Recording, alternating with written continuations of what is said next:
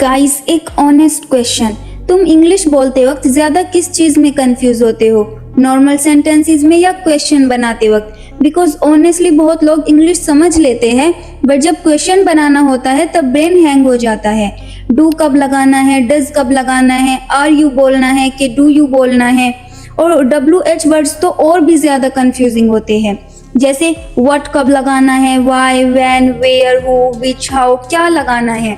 But don't worry, आज की video के बाद तुम कॉन्फिडेंटली इंग्लिश में क्वेश्चन बनाना स्टार्ट कर दोगे। और आज हम बोरिंग ग्रामर क्लास की तरह नहीं पढ़ेंगे, हम रियल लाइफ कन्वर्सेशन और इजी ट्रिक्स के थ्रू समझेंगे। So let's start. सबसे पहले इंटेरोगेटिव सेंटेंसेस होता क्या है? सिंपल, जिस सेंटेंस में क्वेश्चन पूछा जाए उसे इंटेरोगेटिव सेंटेंस बोलते हैं। एग्जाम्पल, आर यू ओके, क्या तुम ठीक हो? डू यू प्ले क्रिकेट, क्या वो क्रिकेट खेलता है? Where do you live, why are you sad, ये सब क्वेश्चंस है, इसलिए इंटेरोगेटिव सेंटेंसेस है। इंग्लिश में मेनली 2 टाइप्स के क्वेश्चंस होते हैं, यस नो क्वेश्चंस और WH क्वेश्चंस, और आज हम दोनों को मस्त इजी तरीके से समझेंगे।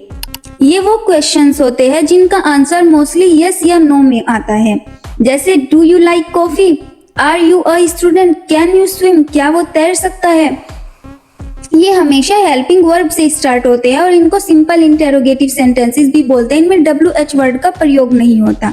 अब सबसे इंपॉर्टेंट ट्रिक सुनो, क्वेश्चन बनाने के लिए इंग्लिश हेल्पिंग वर्ब को आगे भेज देती है।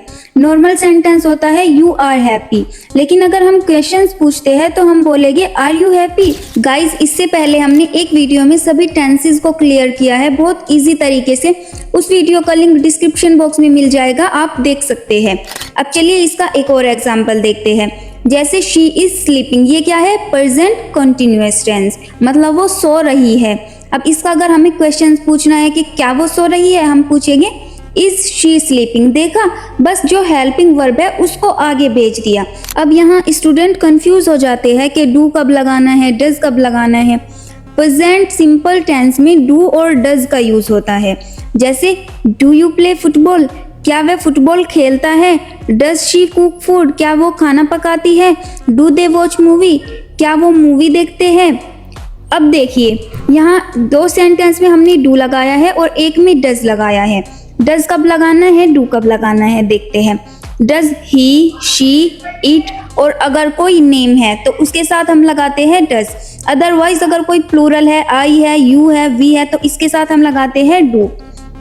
और एक बात याद और रखना, अगर हेल्पिंग वर्ब है सेंटेंस में तो एस और ES नहीं लगता, जैसे डज शी प्लेज, नो ये रॉन्ग है, डज शी प्ले आएगा बस। डज के बाद वर्ब हमेशा, मतलब वर्ब की हमेशा सिंपल फॉर्म आती है। पास्ट में क्वेश्चन बनाना और इजी है, क्यों? क्योंकि पास्ट में डू डज होता ही नहीं, इसमें सबके साथ डिड का ही यूज करना होता है, चाहे कुछ भी सब्जेक्ट हो, मतलब यू हो, आई हो, वी हो, कुछ भी हो, सबके साथ डिड ही लगता है। जैसे डिड यू कॉल मी, क्या तुमने मुझे बुलाया? डिड शी कंप्लीट होमवर्क, क्या उसने अपना होमवर्क कंप्लीट किया? डिड दे गो देयर, क्या वो वहां गए? डिड के बाद भी वर्ब की हमेशा 6th फॉर्म बोल लो इसको, या सिंपल फॉर्म मेन वर्ब बोल लो। डिड यू वेंट नहीं आएगा, याद रखना डिड के साथ कभी भी, भला ही ये पास्ट में हो, पास्ट में हम लगाते हैं वर्ब की सेकंड फॉर्म, बट अगर डिड आ गया तो वर्ब की सेकंड फॉर्म नहीं आती, हमें डिड के साथ हमेशा वर्ब की फर्स्ट फॉर्म यूज करनी होती है। जैसे डिड यू वेंट, ये रॉन्ग है, इसका होगा डिड यू गो। फ्यूचर में मोस्टली विल यूज होता है। Example, will you come tomorrow, क्या तुम कल आओगे? विल शी ज्वाइन अस, क्या वो हमें ज्वाइन करेगी? अब ऐसे ही कॉन्टिन्यूअस टेंस में भी is, am, are, was, were, इनको आगे भेज देते हैं। जैसे are you studying, continuous tense में याद रखना काम चल रहा होता है, वो प्रेजेंट में भी चल रहा होता है, और वो पास्ट में भी चल रहा था, और वो फ्यूचर में भी चल रहा होगा। इसको हम बोलते हैं कंटिन्यूअस टेंस, मतलब कंटिन्यू वर्क हो रहा है। जैसे आर यू स्टडिंग, क्या आप पढ़ रहे हैं? इज शी क्राइंग, क्या वो रो रही है? वर दे प्लेइंग। अब ऐसे ही सेम पैटर्न से हम परफेक्ट टेंस पढ़ेंगे, जैसे इसमें भी जो हैज हैव होता है, हैड होता है, विल हैव होता है, उसको हम पहले ले आते हैं। जैसे have you completed your work, क्या तुम अपना काम पूरा कर चुके हो। हैज शी ईटन फूड, क्या वो खाना खा चुकी है। हैड दे अराइव्ड, अब इसमें हैड लगा है मतलब ये काम पास्ट में है। हैड दे अराइव्ड, क्या वो आ चुके थे। अब आता है most interesting part, question word मतलब WH क्वेश्चंस। व्हाट का यूज चीज या इंफॉर्मेशन पूछने के लिए होता है। देखिए जो सिंपल इंटेरोगेटिव होते हैं उनका आंसर मोस्टली यस या नो में होता है। अब इनमें हम डिटेल्स देते हैं, जैसे व्हाट इज योर नेम, मतलब तुम्हारा क्या नाम है। अब इसका आंसर हम हाँ या ना में नहीं देंगे, हमें अपने नाम बताना होगा। व्हाट आर यू डूइंग, आप क्या कर रहे हैं। व्हाट डू यू वांट, आप क्या चाहते हैं।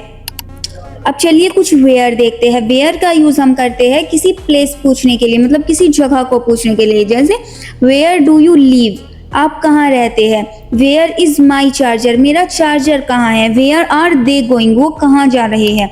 वैन का यूज हम करते हैं टाइम पूछने के लिए। जैसे व्हेन विल यू कम, आप कब आओगे। व्हेन डिड शी कॉल, उसने कब बुलाया। व्हेन इज योर बर्थडे, तुम्हारा बर्थडे कब है। वाई हम रीजन पूछने के लिए करते हैं। जैसे वाई आर यू सैड, आप उदास क्यों हो। हु पर्सन के लिए करते हैं। जैसे हु इज शी, वह कौन है। Who called you, who wants ice cream. Which का यूज हम करते हैं चॉइस में। जैसे which colour do you like, कौन सा कलर तुम्हें पसंद है। विच ड्रेस इज बेटर, कौन सी ड्रेस बेटर है।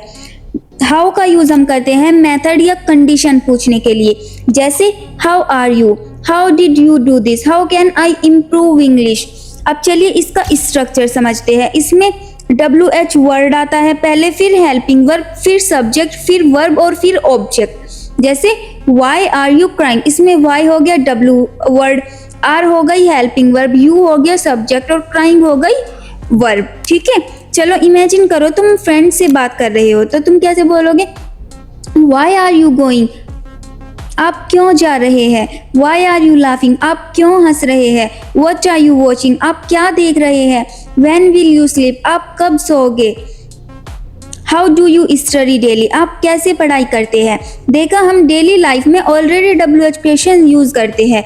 अब चलिए कुछ मिस्टेक देखते हैं।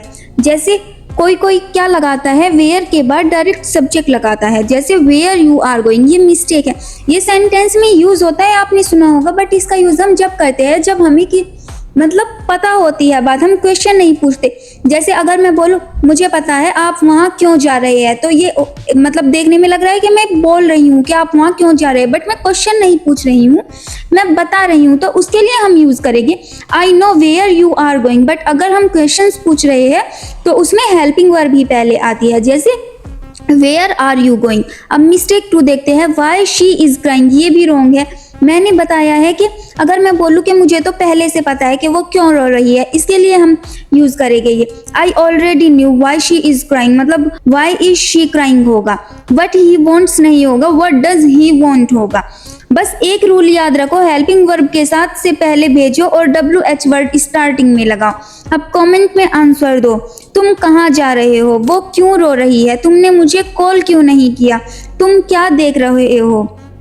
Pause the video and try yourself. Guys English में क्वेश्चंस बनाना डिफिकल्ट नहीं होते, बस पैटर्न समझना होता है। और वंस तुम पैटर्न नोटिस करना स्टार्ट कर देते हो, इंग्लिश ऑटोमेटिकली नेचुरल लगने लगती है। If this video helped you then like, share and subscribe to fluent with Shahna and comment करो। Now I can ask question. See you in the next video.